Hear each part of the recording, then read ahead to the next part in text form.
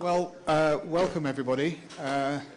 First, I will start with an apology from my boss, Dr. Paul Wright, who is very sorry he couldn't be here today. So you have me as a substitute, and we have some similarities. We're both English, and we're both bald.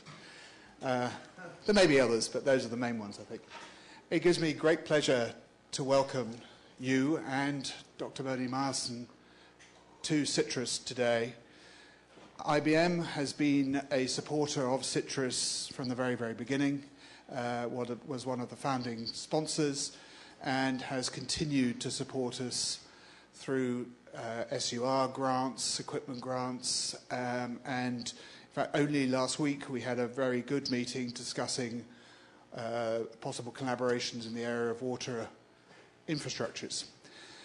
Which brings me on to what Dr. Meyerson is going to talk about today. And I should say before going on that I'm not going to read your distinguished career. No, please don't. But it is a very distinguished career of innovation, a member of the National Academy, among other things. But he's going to talk today about the Smarter Planet, which is highly relevant to CITRIS. CITRIS has been working on aspects, elements that will hopefully help to create the Smarter Planet. So without further ado, I'd like to welcome Dr. Meyerson. I should also say, because I'll be ticked off for not saying, there are, as well as this audience, there are people on the web and elsewhere, hopefully listening, and it's being recorded, so we know a lot of people will be looking at it in the pleasure of their own homes. At least very briefly at the beginning, and then. Yep. So thank you very much. Thank you. Good morning.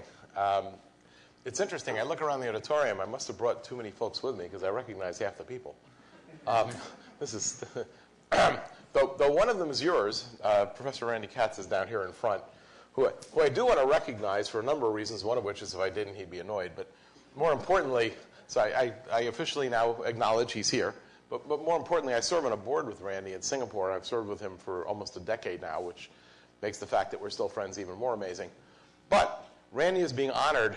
He's flying off to Singapore tonight to be honored for literally a decade of public service to this country, which is no small feat. I mean, people forget what academics do for the community and for the world. I mean, this is a global scale endeavor, and it is kind of cool.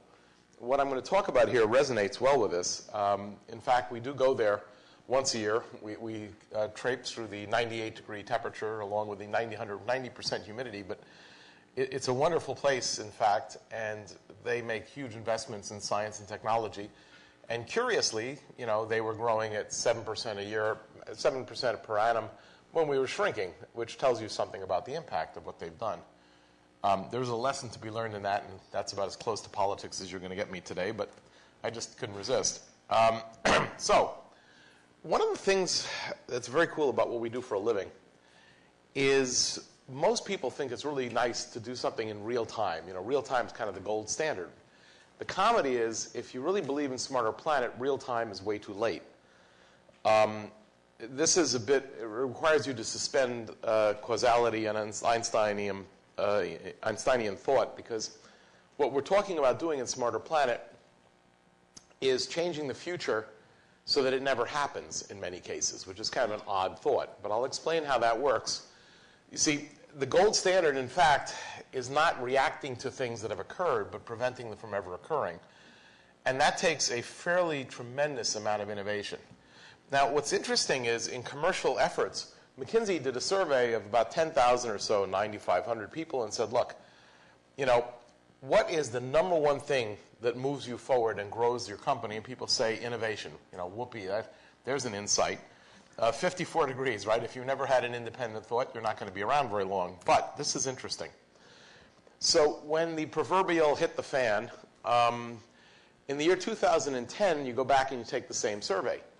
And guess what? 84% now say to survive, you need to innovate. Funny how that happened. So you went off the chart. Very, very important. What it says is that the reason innovation is not a buzzword, but you do have to focus it a bit, and I'll get into that in a minute. So one of the things we like to talk about is what do you need to innovate, right? Innovation is not something that's all the most straightforward thing in the world. And in fact, if you want to know what it takes to innovate, go find a mirror. I mean, you're the innovator. Nobody's going to innovate for you. Take my word, Watson is good. He ain't that good. People innovate. And furthermore, innovators have changed over the years. Over the course of time, real innovators at one point were folks who could chisel more effectively than other people could chisel, and you got a Chippendale table out of that. By the way, does anybody here have a clue what a Chippendale table is? And it has okay, good. Please don't tell me about some club downtown. I don't want to hear it. Okay, and when you take the club out, how many people still know what a Chippendale? Never mind. That's actually pretty good. The fact is, there was a time when that was really a tremendous thing, but the truth is, now what's happening is the skill set, as you well know, has changed, right? The Industrial Revolution came along. But what's really interesting is there was a time when everybody had to be very deep. The problem is somebody who's really, really deep gets their head stuck in the sand, and they're not very useful to society, because the fact is they're so deep, they can't have an intelligent conversation with anyone else because nobody else knows what on earth they're talking about. So we're looking for people who are a little better than this, which is you have depth and breadth. You can hold an intelligent conversation. Those of you who studied Einstein probably remember somewhere along the way it was said, Feynman, a couple of people have said the same thing actually, which is you should be able to explain special relativity to grandma. I'm still working on that. Nonetheless, you need people with both depth and breadth. Now, we call it in IBM a T-shaped person, which is depth and breadth. It's not rocket science, right? You want somebody who has tremendous depth, so you're deep in at least one field. You know, you want to go, let's go have at it over quantum chromodynamics. You know, okay. But you have to be able to converse fluently with your neighbors across many fields, because if you have a Venn diagram, you understand that a Venn diagram where you have overlaps is what you want. You want overlap at the edge because you can pass information back and forth. If you have total overlap, that means you're basically standing in front of a mirror talking to yourself. And if you have no overlap, it's gibberish to both parties. That doesn't work either. So you really do want to have this kind of depth and breadth so you can have a community of workers. And that community can be very powerful. You look at a place like IBM and people wonder, you know, why do we have behavioral scientists working alongside physicists, double E's, and computer scientists? This is really easy. This is because if you didn't have the behavioral folks working with the computer folks, you would wind up with GUIs that would provoke the user to toss the device out the window and then come back later and open the window. Okay? You obviously, and by the way, I've seen several of those GUIs. The fact of the matter is, you need to have the capability to think across many, many areas, but you're not going to be an expert at all of them. But if you assemble a team of world-class innovators, you can do astonishing things through their diversity. Now, innovators, this is kind of neat. My favorite innovator, and there are a lot of really great ones here, but one of my favorites certainly is Bob Denard. He's in the top row. Bob did a couple of things for society. One, anybody here know what computer memory is, right? Yeah, Bob invented it. He walked in his office one day and wrote down the patent for the one transistor, one device memory cell, otherwise known as, by the way, DRAM. Let's think about this. One guy took a pen and, by the way, that was about a $40 billion signature he put on that thing. Bob is a little brighter than the average genius. By the way, he's still working. This was in 1966. Bob's down the hall from me. You know, he wanders into the building every day, works all day, and goes home. He is actually one of the most modest individuals you'll ever meet. He's got this 4-by-4-foot table in his office. Got this really nice rounded pile of awards on it. He won the Presidential Medal of Technology several times. I actually sent one of my people into his office to get the damn medal out of the pile and put it on a wall somewhere. I mean, Bob is into it because he loves it, and that's what makes Bob so good at it. So there's another issue. Anybody here ever hear of something called Moore's Law? Yeah, I hope, right? Gordon is a genius. I mean, Gordon, founder of Intel, right? He understood you just double the density, make things faster, better, cheaper for about 50 years. Pretty good. Here's the problem. If you actually followed Moore's Law in the literal sense, but you did nothing about the power of each thing you put on a chip. So every 18 months you put twice as much on the same chip. You would start off with a 10-watt chip in the 1950s, and in the year 2010 you'd have a 10-megawatt chip, which, oh, by the way, when you turn on your laptop would provide you with a brief but extraordinarily exciting experience. This is not, Randy is not paying attention because he's just sitting there. So in any case, you understand that's a problem, right? And now Bob, because of his tremendous personal skills, understands that setting fire to the user is considered bad karma. So Bob figured out that there's a recipe called classical scaling you need to apply to the transistors when you make them smaller. So each transistor at half the area burns, imagine this, half the power. Therefore, your 10-watt chip is a 10 watt chip forever. Until you run into the limits of technology where scaling doesn't work anymore. We'll get to that later. These are aha people. You know, whether you're talking about inventing the disk drive in '56 or inventing RISC architecture in 1980, we have a lot of aha folks. And man, those are innovations that mattered. These are innovations you all take for granted. You know, anybody here know what share we had in 802.11 Wi-Fi when it came out? I mean, Wi-Fi, what did IBM have to do with it? We were 100% market share. We actually built the underpinnings, the communications underpinnings that enabled that for the first decade or so. I mean, we do this behind the scenes, but it's something that has made a huge difference in society. But there's other types of innovators. There are the aha innovators, and there are the continuous innovators. These are the folks who come to work, come to class, come to school, whatever, every day, and they say, you know, as good as that is, I can make it better. And they do. They do it every day. They do it like clockwork.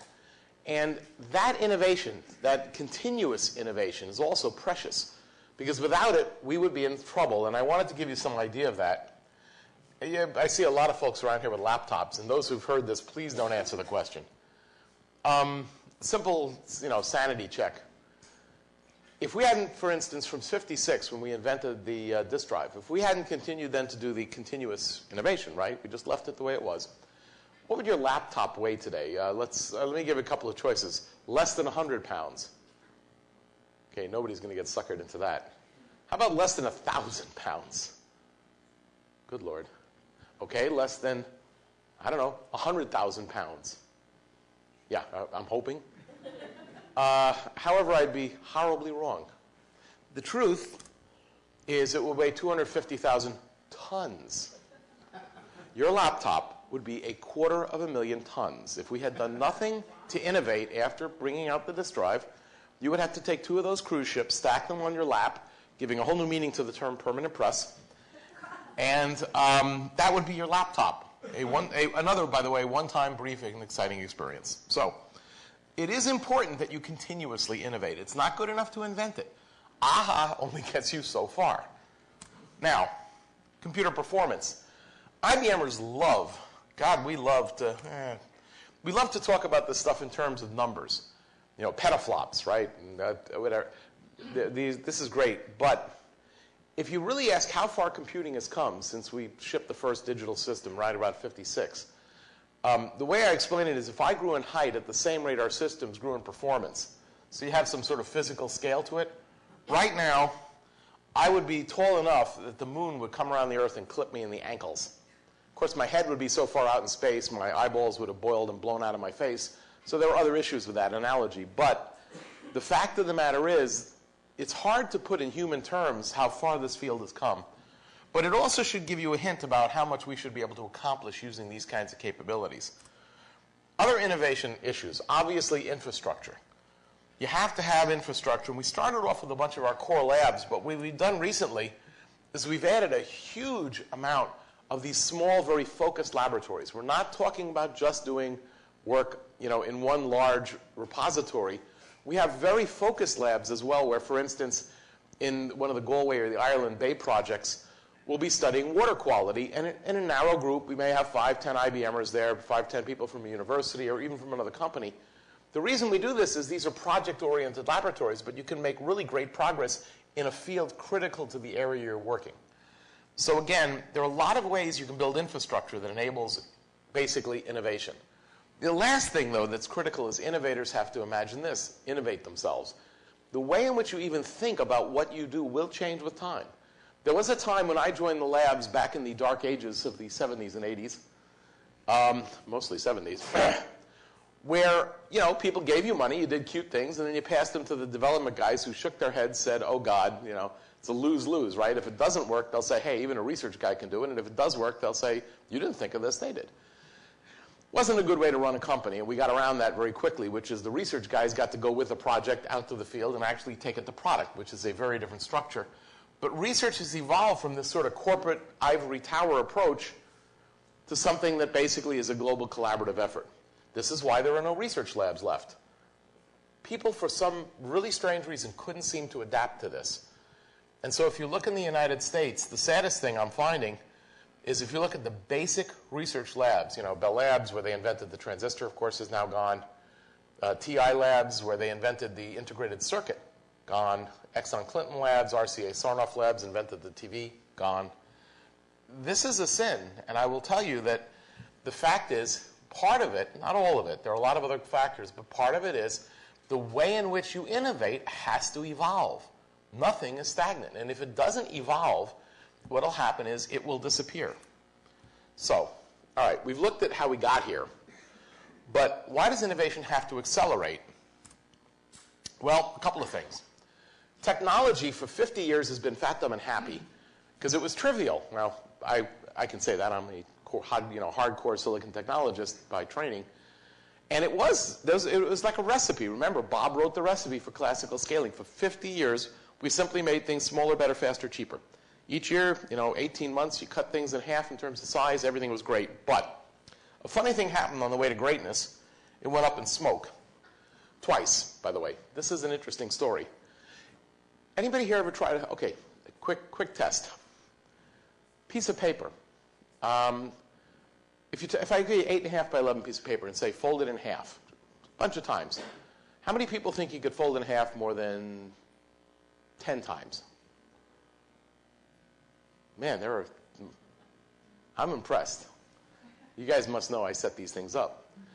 Okay, you can fold a piece of paper in half roughly 6, 7 times. If you're an absolute gorilla, maybe 8. If you've got a hammer, you might get 9 out of it, but you're no longer doing it manually, and pretty much then you're done. Well, silicon technology did just that. Dumber than a brick. Everybody kept cutting in half. You do know that atoms don't scale. They get really unhappy when you try to cut them in half. And if you get to that point, let me know, because I want to be far away when you go for fission. The fact of the matter is, elements in the transistor got down to atomic scale. And believe it or not, people actually said, quantum mechanics, what's that? And they kept folding them in half. What they discovered is whole new phenomena, except we knew about them 20 years ago. Things like Fowler-Nordheim tunneling. So you take the gate oxide of a transistor and you keep cutting it in half until finally it gets down to, 5 atoms. When you go for 2.5, let me know, it's ugly. What happens is, you cut the thickness of the transistor, the gate oxide in half, and the current flow goes up by, a factor of 10 to the 4th. Oops. So the transistor goes up in smoke. Well, that actually had happened before. That's CMOS I'm describing. In bipolar technology, you scaled it. And then all of a sudden, the power out of a chip of a fixed size suddenly went berserk after about 30 years of being constant. Keep in mind, this is 5 watts per square centimeter. At this level, you iron your pants at 5 watts per square centimeter. Okay, you probably don't want a chip that's putting out that kind of power. So what happened was bipolars were scaled excessively till band-to-band tunneling killed them. What's interesting is that, by the way, that top point there, that's an IBM point. We said, okay, we got to get off of this. We saw this coming, and we worked on going over to CMOS, as a lot of other companies do. I'm proud to say these points up there are not done by us. You can figure out who did them just by weight of numbers. But it is amazing to me they fell for the same mistake twice in a row. This is a very difficult thing to explain. And I was standing in front of something like 26,000 people in Vegas giving this thing for the first time. And somebody's waving their arms like, how the heck did that happen? So I came up with this explanation, which is if you're an engineer, a really great engineer, you have your hand on a door frame and the door slams on it and breaks 3 fingers. What you do is you pry it open with your elbow, you put the other hand in and slam it to get more data. There is no other good explanation. Take my word on this. So this is why you have to innovate. This recipe has kept us going since the 50s. We're now in 2010, and guess what? There ain't no plan B out here. There's no magic new material. You can do gallium arsenide, indium phosphide, all kinds of great materials, all of which both transistors are going to be great, except you got to make 5 billion of them in a shot to be interesting. The trouble is, innovation is driving this business, and this, by the way, is the core of modern technology. And there are easy ways to see this. It's kind of neat. This is the periodic table. Berkeley, you guys know what that is, right? Okay, excellent. Well, sorry. There you go. I kind of hope that, right? But there's a lot of software emphasis nowadays, so you never know. Any case, AC could be current. Never. All right, moving right along. That was the list of elements in use in silicon technology until the 90s for the first 40 years, right?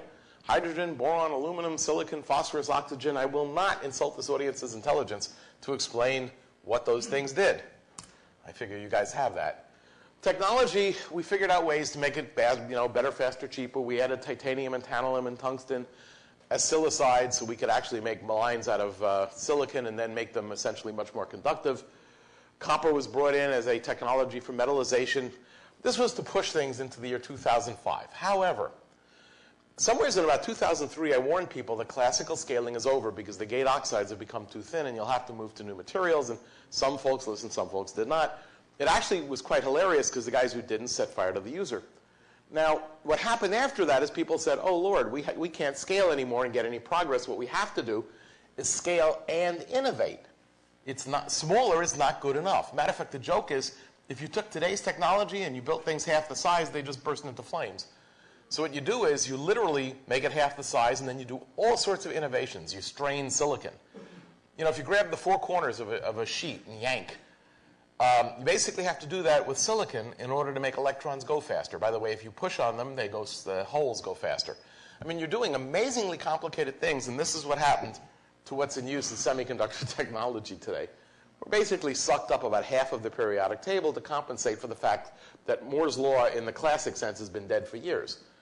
Now, the truth is Gordon is bright. Gordon knew, he never said you could scale foolishly. All he said was to make the economics and technology work, you make it half the dimension every, roughly speaking, 18 months. He has it right. He understood exactly what he's doing. So did Bob Denard. A lot of people subsequently sort of slavishly cling to the notion of Moore's law when it has no reality to it. The fact is, today you innovate. There is no more just make it smaller, better, faster, cheaper. And to win, you really win at a holistic level. It's no longer just technology. That game is over. We had 6 orders of magnitude of progress in technology that is dead. You will not get 10 orders of magnitude. You will get probably one more. But at 7 angstroms, roughly speaking, silicon goes fully quantum mechanical in its behavior, and there may be a little hiccup at that point. So what's happened is people have said, yeah, you still have to do this. You must pursue technology as a base, but you have to go all the way out to the most systemic thinking to extract the value and make up for the loss of this 6 order of magnitude capability that you already have used up. You spent that money in the bank. Go find something else. So how do you jazz an innovator? Okay, this does not involve the use of a stun gun. Right? This is how do you get an innovator going? One of the fun things about innovators is all you got to do is propose you do the impossible, because a really great innovator says, yeah, that'll take a little longer. Innovators tend to be foolish optimists, which is a wonderful characteristic, frankly. So Kennedy had this to a science. He got up in May of '61 and he said, we will send a man to the moon and bring him safely back to the Earth. 1961, folks, vacuum tubes for the most part. A really big memory was a solid state memory with, 4K. K, not M, not G, M, right? K. 4 kilo, 4,000 bits of memory. Have a nice day. Your fast processors were running at kilohertz. This was an incredible challenge. It was an unbelievable grand challenge. But for the next 10 years, we had a golden era of science and technology. Science and technology and engineering, there's nothing I've seen like it before or after. It was just the golden era of this space. The reason, in part, also, was the people who did this, they were the rock stars. They really were the rock stars. If you ever, go back and take a look at Apollo 13. I don't know if you've ever seen that movie. Anybody remember there's a very famous line from that movie? Failure's not an option. Damn right. Failure is not an option. Why? Because your people are going to be dead. Real simple. And you know what? An engineer put to that kind of a challenge goes off, and they came back with brilliant answers. And they did it, by the way, under a little bit of time pressure. Hey, they die in 6 hours if you don't get your act together. It was really a golden era. You need a grand challenge. People are motivated. I'm not suggesting you threaten to kill your neighbor, so we invent things. That's a really bad idea. But you damn well understand that the stakes are high. The stakes are incredibly high. So, in 2008, we said, you know what, why don't we ask the IBM community? We're a fairly bright bunch. Furthermore, we also asked all of the people we work with. We even asked people we don't like but are smart. And we had several 100,000 people join what's called an innovation jam. We actually crowdsourced the future. This is years ago. This is before it was, the sexy new thing. We literally asked hundreds of thousands of really smart people, you know what we're capable of. We're an information technology company. How would you change the planet for the better? What would you do that will make a difference? So people went back and they started looking at problems, and we sorted through them, and we came up with a bunch of themes. I'll just show you a couple. The themes were basically where we take one of these ideas, put it at the top, and say, what do you think? And the community would comment. And the ones that really caught a lot of attention, we started to focus on. For instance, food. We throw out so many tons of food just between the US and the UK. We didn't need to take any other countries into account for. Basically, 1 billion, that's 1 billion people in the planet, would have food based upon what we throw away from just these two industrialized nations. You think we could do a better job? I once had a friend of mine studied how far a carrot goes to market. It's like 1,600 miles on average. You ship a carrot to market. A little bit of spoilage there. I mean, on average, a spud is 1,200. I mean, there are ways, if you have enough data, to deal with optimizing that transport. Similarly, there are already 1 billion cars on the road today. That's, by the way, Moscow. You've got to try that if you're into suicide. This is complete insanity. The good news is that's a good day. You ought to see what's coming because the number of cars on the road will double by 2020. Double. 2x. You can see the effects. You want to see them? Stand out on 101 about 6 p.m. No, stand at the side of 101. Actually, standing on it wouldn't matter. Nobody's moving. You understand? Do you know I came here once? I had to explain that when you use Google Earth and turn on traffic, there's a color other than red. It's really amazing. It's funny, nobody even understands that. That's sad. Okay, it turns green if they're actually moving on the roads. The point is, this is a huge challenge. And there are ways of dealing with it through data. Healthcare. Roughly 2.2 million dispensing errors are made every year because you can't read the damn writing. Anybody ever, tweet the damn prescription? I don't care. 140 letters, you could probably make it work. But it's inconceivable that you're willing to basically screw up somebody's health because you can't write legibly. The healthcare system loses easily $100 billion a year simply to people who rip it off because they know that the data that they're ripping you off is there. They just can't actually get at it fast enough to catch you. So these basically originate. These kinds of problems originate because we cannot use vast amounts of data efficiently. We have not conquered the art of handling big data. So where's big data coming from? And that's another interesting thing. Virtually everybody I ask this initially gets this wrong. When you say where's it coming from, they get it right at a high level. They say the internet. What's the internet? People. Wrong. It's not people. You guys are in the round-off error. Sorry. And by the way, you're rapidly falling down from round-off error to insignificance. 2 to 3 billion people on the internet, right? However, the growth in the last 5 years has been roughly 500%. Number of people. The number of things connected to the internet that all believe they have a right to talk to each other and send data into the internet is about 1 trillion devices today. Not billions, trillions. Here's the scary part. The number of things plugged into the internet in the last 5 years grew by 2,000-fold, not 5-fold. Now, we either start reproducing way more quickly, but that doesn't work because then we all starve to death, or we face up to the fact the internet is an internet of things. It already is, except it's growing at such a pace compared to the rate of growth of human usage that is what's going to dominate traffic. And it's what you'd expect. It's instruments, it's sensors, you name it. Now, how much is big data? Why is it such a challenge? Again, the engineer in us loves to say, it's 15 petabytes of data being generated every day. Whoopee. A petabyte, every time we say that, I have this visual of somebody who I really wouldn't want living next door with my kids. Not the same thing. This is very, very different, guys. This is actually, a rather big number, which is inconceivable in human terms until you put it in something that's a little more tangible, which is, how about this? If you took all the data in every U.S. library, all the data, you multiplied it by 8-fold, that's generated daily now. Each day. So when we say there's big data out there, we're not kidding. It's unimaginably large. The data comes, unfortunately, in ugly forms. It comes in forms, for instance, such as video where it's unstructured. You have to figure out how to interpret it. I mean, it's an incredibly complex problem how you use all this data.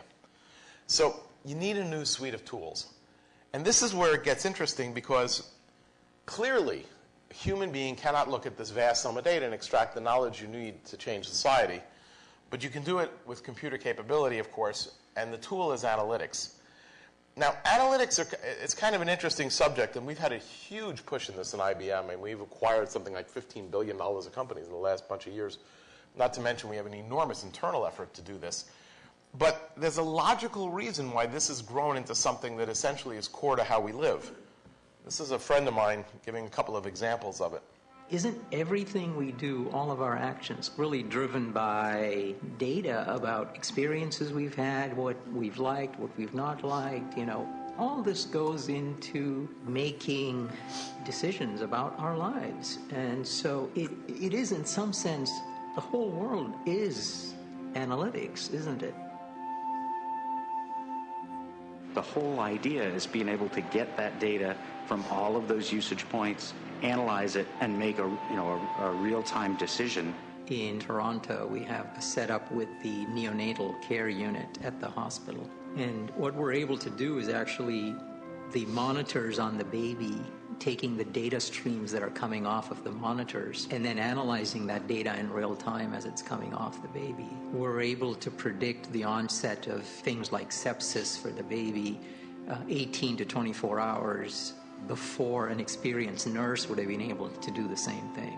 I'm working on a project now in my home site in Burlington, Vermont. Just by doing analytic data on power usage, we've been able to save about 40% of our power, and it's not from changing the light bulbs or anything like that. It's from analyzing the data and making better decisions about how we run the equipment. We had the Iron Age and the Atomic Age and the Computer Age, but I think where we are right now is we're entering the true, analytics age. Maybe that's what we would call it. It is interesting. The second fellow is John Cohn.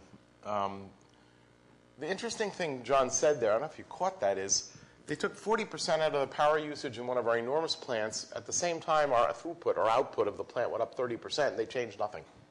They simply analyzed the data for how they were using energy, and they realized that by timing things differently, by just making minor changes, they could extract 40% more efficiency. That's an extraordinary savings. That's over 50% when you allow for the uptick that they had in output of the plant. So information is an incredibly powerful tool. And what came out of the Innovation Jam was the acceptance that it is our responsibility to create and deploy that technology in order to step up. Now, there are lots of topics people pointed to, right? Traffic systems, smarter food, etc. But we decided, let's focus on smarter cities. Why? That's an easy one on population demographics. There was the biggest shift in population demographics in the history of the planet that occurred very quietly about a year ago. Does anybody know what happened about 1 year back? Stunning change.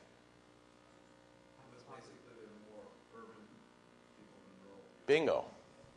Exactly. Absolutely stunning. Very quiet change. For the first time in the history of the planet Earth, more people live in urban centers than in rural areas.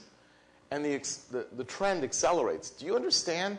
What we're talking about here is between 2010 and 2030, you're going to move, give or take, 1.5 billion people from rural to urban centers. Billion.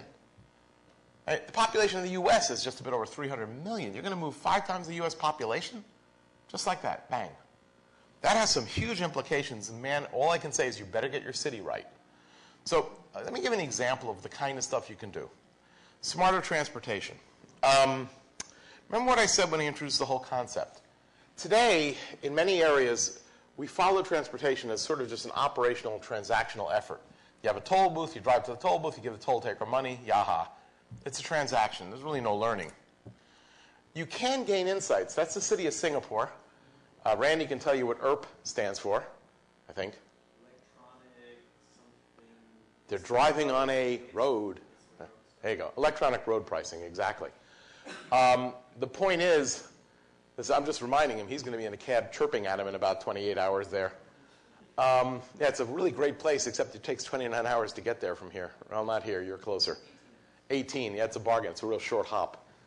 The fact of the matter is, though, you gain information about where everything is, right? I mean, you can actually track all cars, all times, all places. You don't have to know who's in the car. You don't even have to know whose car it is. But they have enough sensors that you can tell where cars are, at what time, how fast they're going. So what do?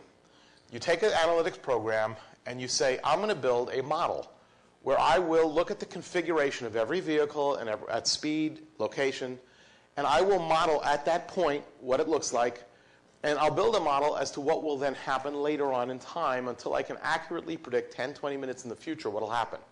So I can predict the future with accuracy. Why? If hypothetically you could accurately predict what's going to happen 10 minutes from now, there could be no traffic jam here, just cars going that way, and then a jam occurs. Well, that's interesting. Because if you know that if you see this configuration and then 10 minutes later there's a jam here, all you have to do is muck around with the lights so that you slow down the approach to that point and the jam never happens. Well, that's interesting because if the jam never happens, you just changed the future. You actually predicted the future correctly. And if you hadn't acted, you would have had a massive tie-up. You act, there is no jam.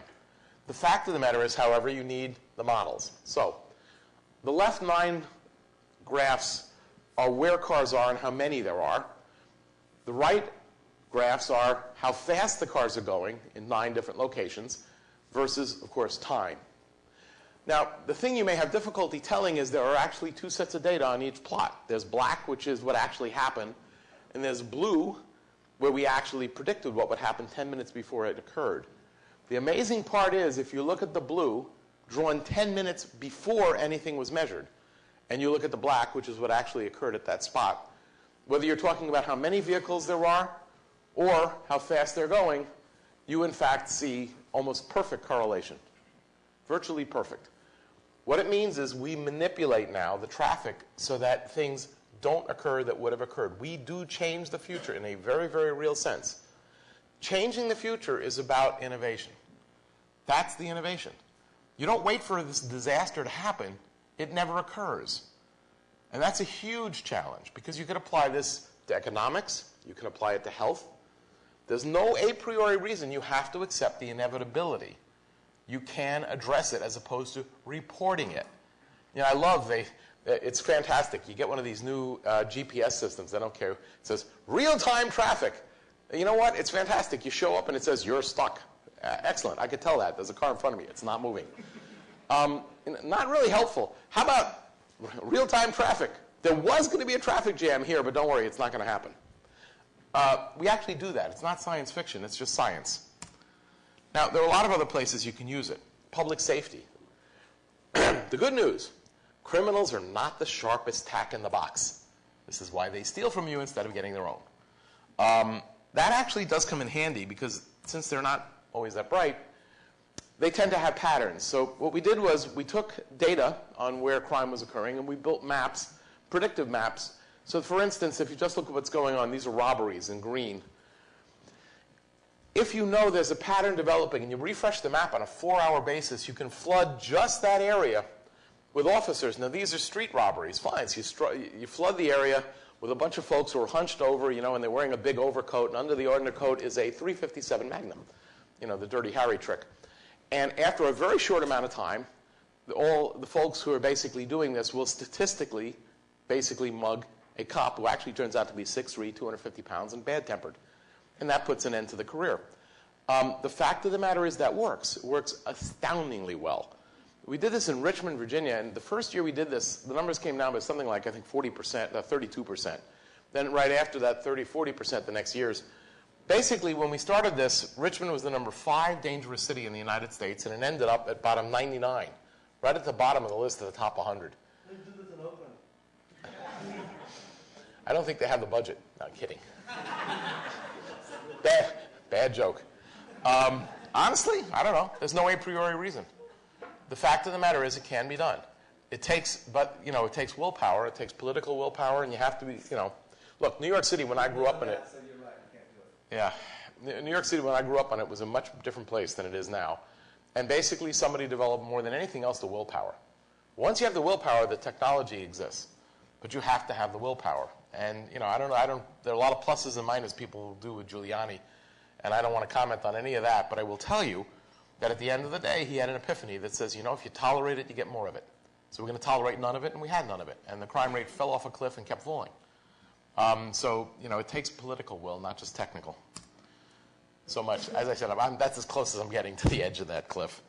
There is a cliff there. I'm not going there. God, it's hard to resist. So, however, anomaly detection is kind of cool because you can apply analytics in a lot of ways that are very clever. You can apply them directly to society. You can apply them to business. Kind of cute because in business, let's say you have this big global empire of IT, otherwise known as UC Berkeley. And so you have this huge empire of IT, and there are always a certain number of failures. We call them, you know, I love it. They call them anomalies. You know what the anomaly is? That's when you get on your system and you get the blue screen of death. That's a Microsoft anomaly. In your system, it's, what do you mean you don't recognize my login? The point is, if you really work at it, you can get down to some baseline of defects. And then what usually happens in any organization is you never get below it. Then suddenly, it drops like a stone if you apply analytics. Why? Human beings are really good at first-order effects. Here's a first-order effect. I walk by you and I accidentally step on your toe. You are now limping, for quite some time, I might add. The fact of the matter is cause and effect. You have no trouble when somebody says, why are you limping? It says, because Meyerson stepped on my foot. Excellent. That's a first-order effect. The trouble is, what happens if it turns out that you actually suffer from osteoporosis, and in fact, I put no more than a 10-pound load on your foot, which given me means I was doing it on my toes, but nonetheless, your toe broke. That's a second-order effect. And you won't necessarily realize it. All you'll know is, hey, my toe broke. If there are 5 or 6 things that have to happen at once, good luck spotting them. Analytics are very, very good at that, especially in highly complex systems, because what you do is you look at all the connectivity and you start to draw conclusions from massive quantities of data. And so if you model the dynamics in a global enterprise, what's kind of fascinating is you notice certain things. There are what I call bad actors. These are changes that are made. The blue things are when groups of workers make changes to their IT. And the red things are, oh my God, effects. Curiously, this group here is connected, it turns out, to thousands of different groups. But when these groups make changes to their system, somehow it always lands on these poor schnooks. In fact, this guy, when he goes hiccup, this guy dies. Similarly, when this guy goes hiccup, 2 other centers die.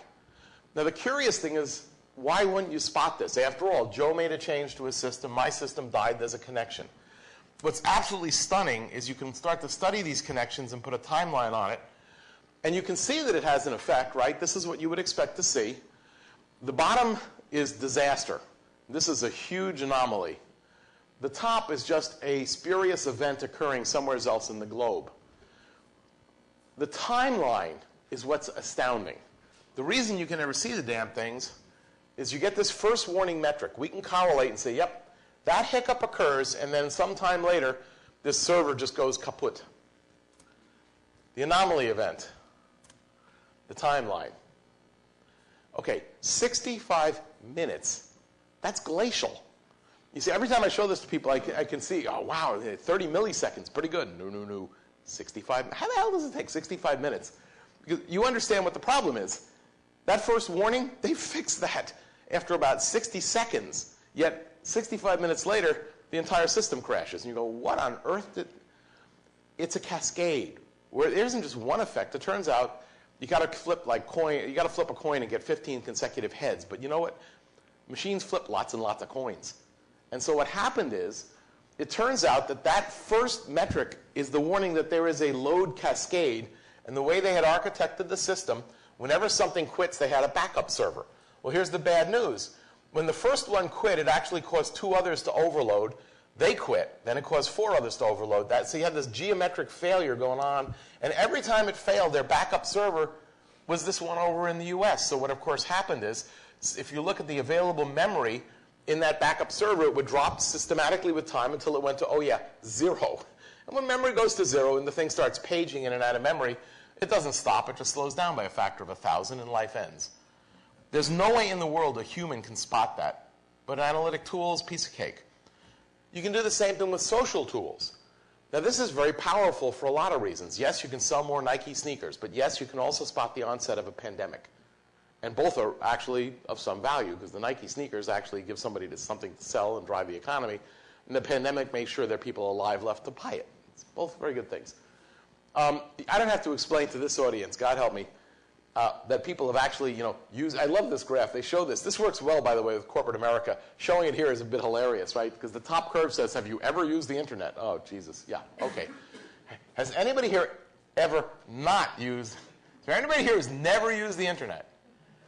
Yeah, like I said, pretty funny choice. Nonetheless, Fortune 500 companies, though, 65% of them now have Twitter accounts. 65% of them, it's amazing. It doesn't matter what you look at.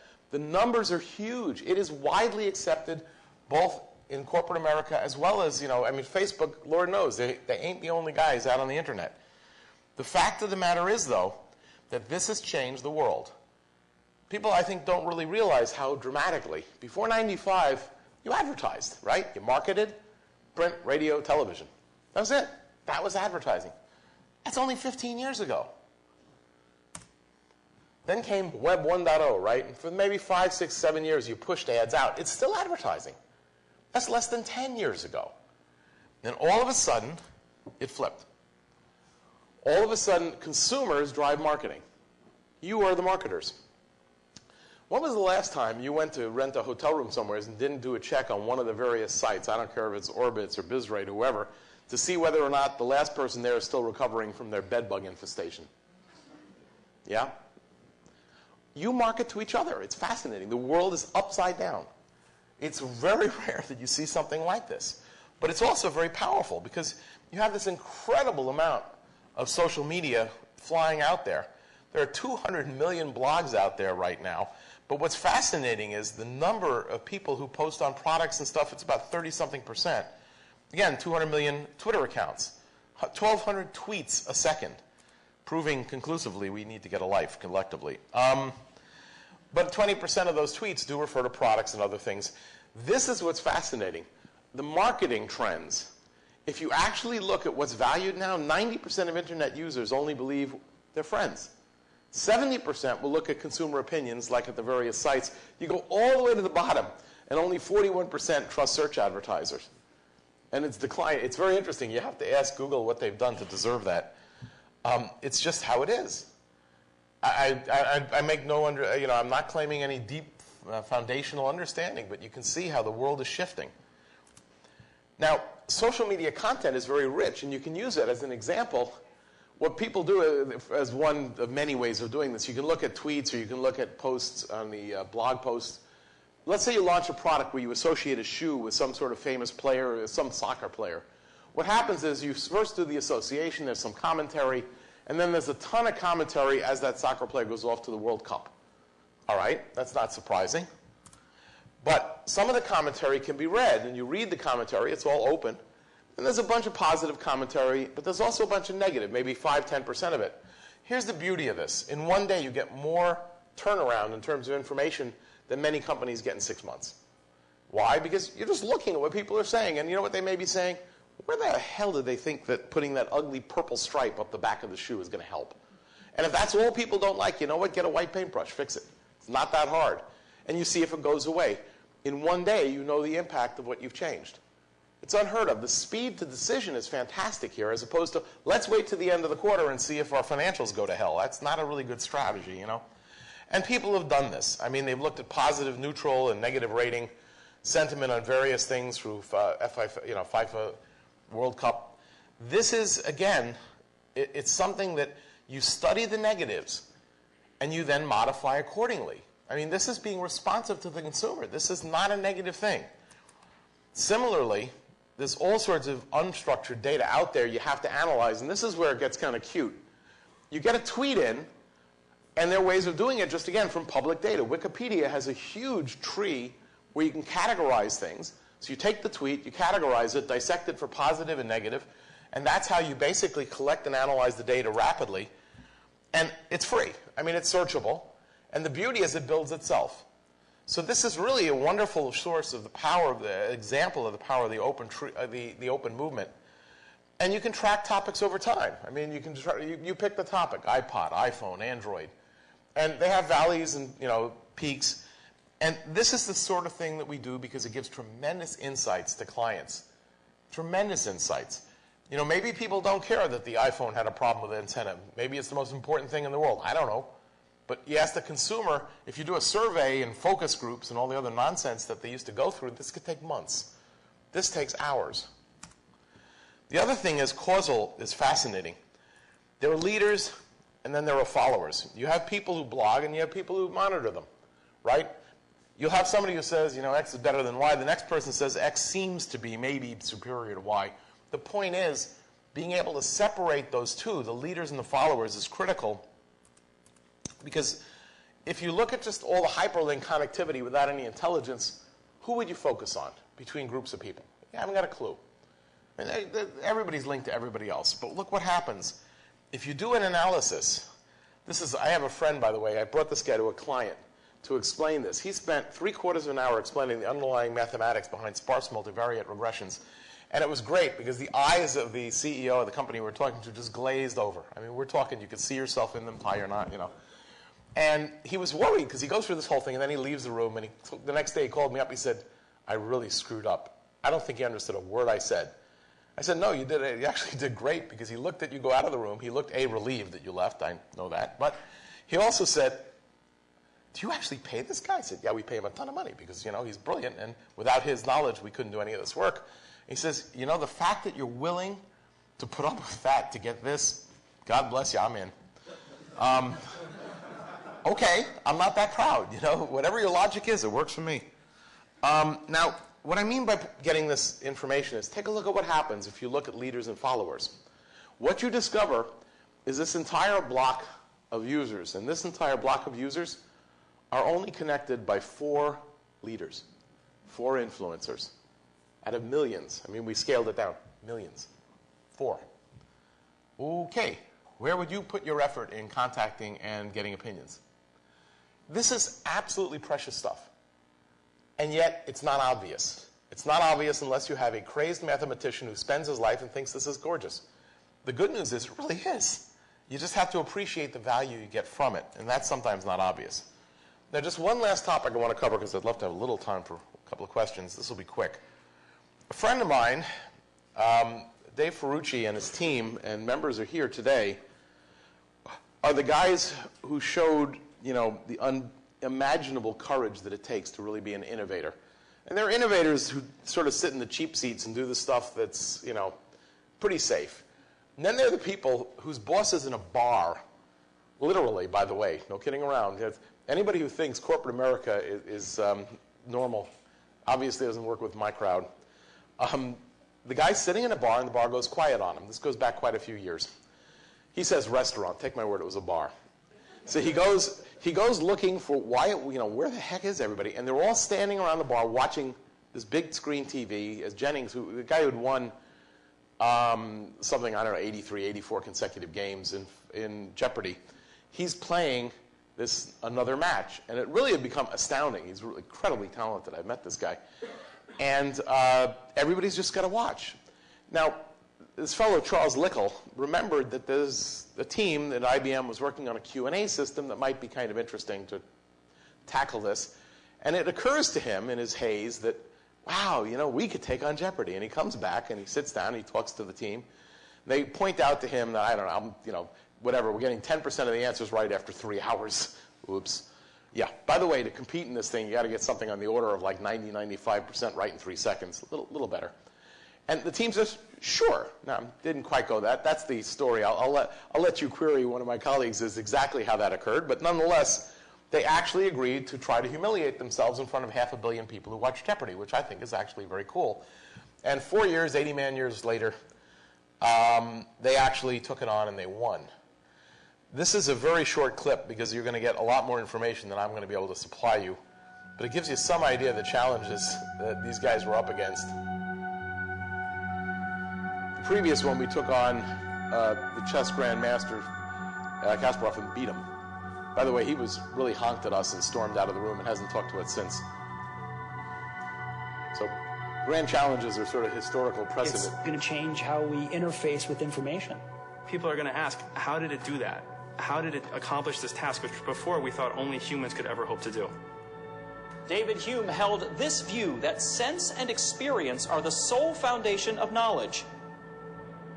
Watson. What is empiricism?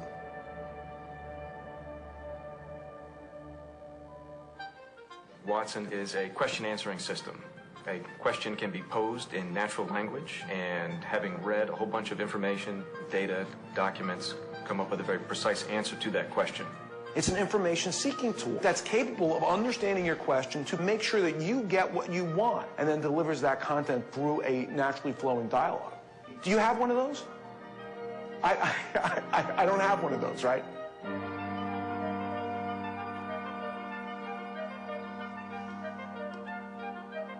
It's a human standing there with their carbon and water versus the computer with all of its silicon and its main memory and its disk. After Germany invaded the Netherlands, this queen, her family, and cabinet fled to London. Maria. Who is Beatrix? No. Watson.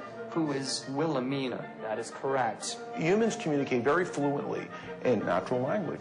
And that's where computers struggle dramatically. And that's where we want to make them better. This U.S. president negotiated the Treaty of Portsmouth, ending the Russo-Japanese War. Watson.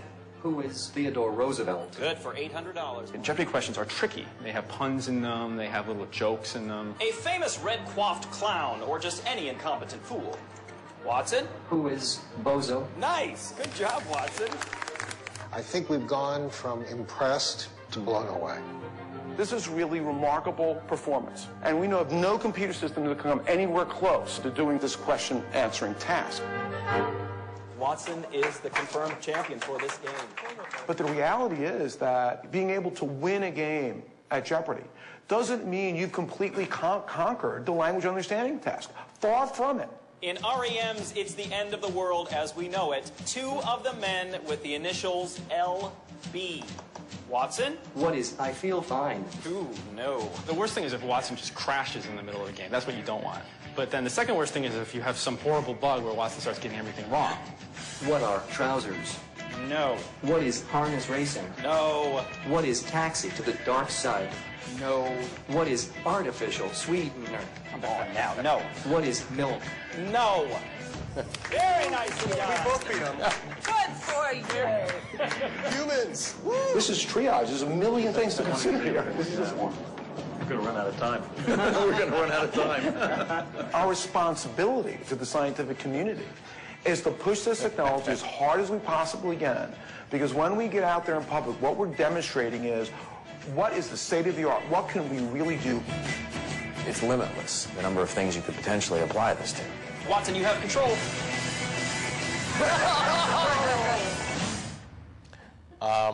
By the way, for those who don't know, what preceded Watson's answer, milk, is something like, what is the world's best known non-dairy creamer? Yeah, that worked well. You can ask him about that. Eric, no, sorry, Eric. So yeah, what I do is I set this up and then I run from the room and leave him to deal with it. But anytime, buddy. But the good news is, clearly they got it right. Now, I was with the team. We were up at Harvard and MIT where the HBS and the Sloan School went at it against Watson. And boy, I'll tell you, that was a death match where it got very close. And Watson took it at the very end. But I will tell you, we're not infallible, Lord knows. But I'll tell you what, it is astounding to see this thing in action. And I would encourage you to come this afternoon and do it. Because you have to ask yourself, what would you do if you had somebody who was just tireless and a genius at your side, right? Because it's sort of an infinite resource. And I'll tell you what, infinite resources are very cool because they don't get testy, and you just, as long as you don't unplug it, it does fine. There is a huge challenge here. Humans are like 20 watts and sitting in this noggin of yours versus 85 kilowatts or 80 kilowatts for Watson. So it's not like it's a slam dunk that computers have it at this point. They don't. We're just getting started. But systems will evolve over time. And again, it's a tremendous opportunity, and it's a responsibility, because if you look at the problems we have globally, this is something that can address them. The problem is getting the technologies there. It takes about a factor of as much as 1,000x in many areas, whether it's in the programming, whether it's in the data handling area, workload optimized systems, even devices. So there's a huge amount of progress needed, because if you have that work, and we think you could pull it off in 10 years, this is Watson. Right now, it's an entire room, a supercomputer. This should be it. I mean, the power of it, don't be fooled by, Where is the nearest McDonald's? That is not Watson. That's a little easier trick. The fact of the matter is, there's a lot of work still to be done, a ton of work, and you guys are actually in an area you can participate in it. So the bottom line is, if you look at innovation today, it's really the ability to manage a very complicated system of systems that are producing big data, and you got to figure out what you're going to do with it. Now, big data analytics can actually get you insights you never hoped to have, and they're basically a tool that should be as common as a pocket calculator. Today, if you go to an ordinary or liberal arts college, of course, they don't have any analytics program.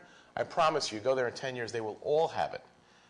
And similarly, we, the information technology industry, have a responsibility to use this for societal betterment. When we kicked off Smarter Planet, we put in about $100 million a year of our own money. It's not a little investment that IBM has made. I used to run the water group in IBM, and it graduated from my team. Sharon Nunes, who led it under me, is now basically running a full commercial enterprise in that.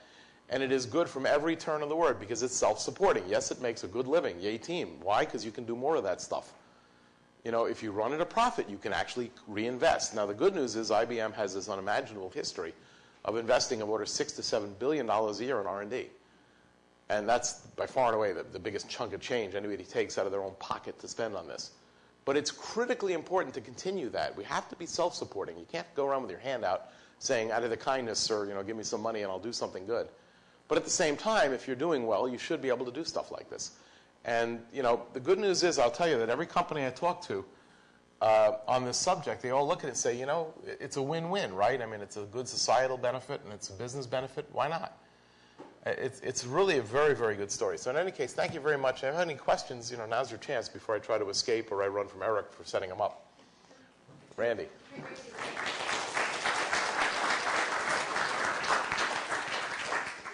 So at the very beginning of your talk, you had discussed the various generations of technology and walls that were hit and new things that come along. So what do you view as happening after the end of the Moore's Law extrapolation? How does that affect this sort of picture that you painted of big data analysis and how we can exploit that for smartness? That's a good question.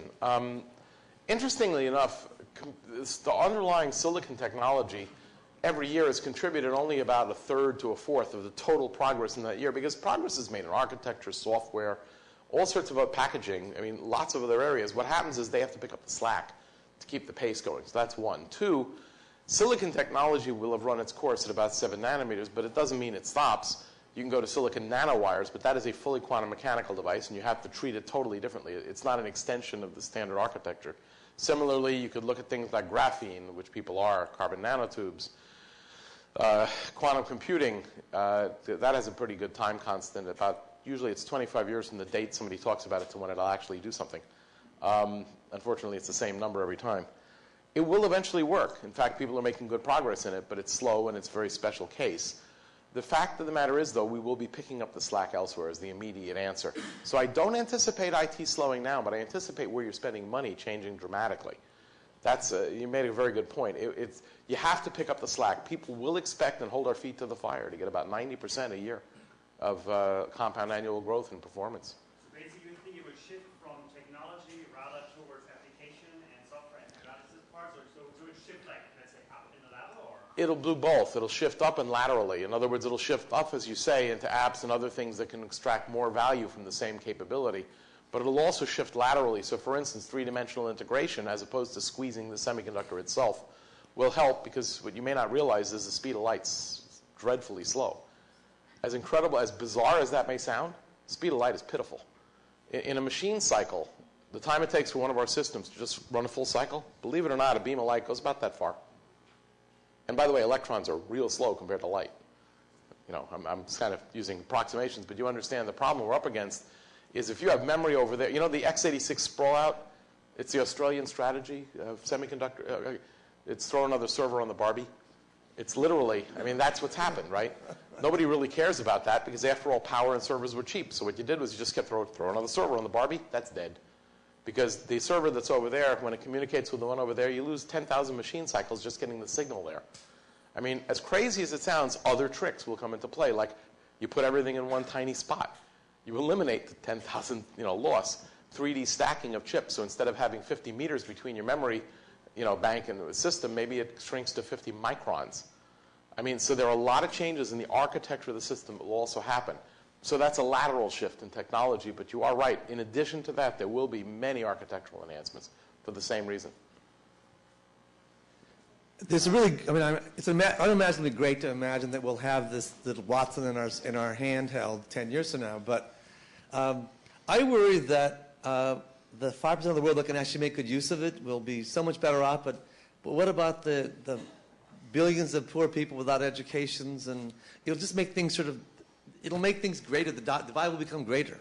That's a great point. I would argue exactly the opposite. Good. The fact of the matter is that, no, but you made a very good point. That's a legitimate question. I'm not laughing. The digital divide is a well-known phenomenon where they're the have and have-nots of the digital age. This does not accelerate it because implicit in here is essentially that you just need a link to it. And the link to it is this. You don't have to drag the supercomputer. So my point is the access. If you think about web access, which is really all that draws, in fact, that's become pretty universal. Even when you go to China, the number of... I'm not concerned about the access. I'm concerned about when a third of the people in the city of Oakland got out of high school. They really make good use of this information. There's bigger issues at play than just trying to get to Watson. Which is why, as I said at the beginning, you got to have will. It applies to all these problems. You got to have will. In other words, if you ask me what my job is, I'm global university relations. If you ask me, the biggest project I had last year is with the city of New York, where we actually went from this kind of media, hard media, to soft media, electronic media. If you ask what we just did with Georgia Tech, we announced a program on 1 million healthier children. Why? Because more than 1 million kids live below the poverty line or are helped by Medicare and Medicaid. And so we're devoting the use of the resources, in fact, of our analytics programs to helping those kids and looking at the medical records and seeing if we can find the compounded treatments that actually give a better result, the methodologies of payment that drive to a better outcome as opposed to payment for a service. So yeah, it is, as I said there, it is our responsibility to step up. We don't take that lightly. You make a legitimate point, and the answer is we cannot allow that to happen. Can I prove to you we can't? No, of course not. But I do hold people's feet to the fire on that, and you'd be surprised how good people can be about it if you point out that it's your life, because you got to live here when you're all done. And if you let it go to hell, you don't want to be here. So I don't have a prescription that'll work in any guaranteed sense, but I couldn't agree more that we own the responsibility. Thank you, Bernie. I'm going to have to drag you away, or you're going to be dragged away. So can I thank you very much for a very interesting, stimulating talk.